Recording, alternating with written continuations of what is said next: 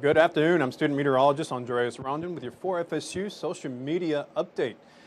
I actually want to start off with congratulating last year's board for 2015 and 2016. We actually won the National Weather Association Chapter of the Year. Big ups for our program over here, and we hope to continue this tradition. We have big shoes to fill, but I know that this year's chapter can continue on the tradition that last year's has started.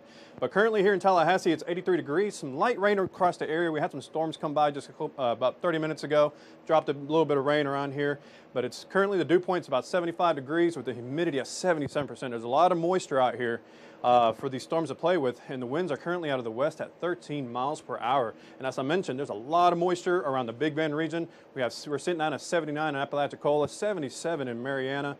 Just the air is very moist right now, so it feels really muggy out there, and it will continue to do so over the overnight hours.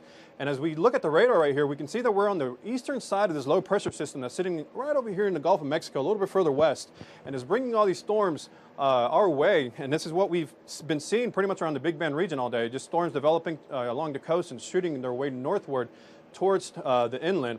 And this is all part of two things that are going on right now. First of all, we have this Bermuda high over here off the Atlantic, and it's bringing the southerly Florida that we normally see this time of year. But at the same time, we have this little low pressure system right here that's just strong enough to kick up these storms and moisture and bring them our way. And that's what's been producing, these two combined have been producing these storms that we have seen throughout the day. But it's not going to persist much longer because we're expecting this Bermuda high to actually move its way on westward towards our direction.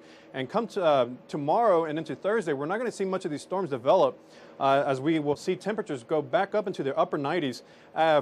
Because of the lack of these storms and cloud cover. As we can see into Thursday, it's pretty much going to be nothing that we're going to be concerned about. But for tonight, it's going to be 75, 50% chance of storms, but once the sun goes down, those storms should clear out, and the clouds should clear out of the way as well. But for the most part, it's just going to be very muggy into tomorrow. Just make sure you keep that into consideration if you go outside. It's not going to be feeling very nice. But for tomorrow, it's going to be 94 over here in Tallahassee, partly cloudy skies, a few storms isolated, but for the most part, this Bermuda high is going to control the conditions that we see around the Big Bend region and actually limit any of these storms that will develop.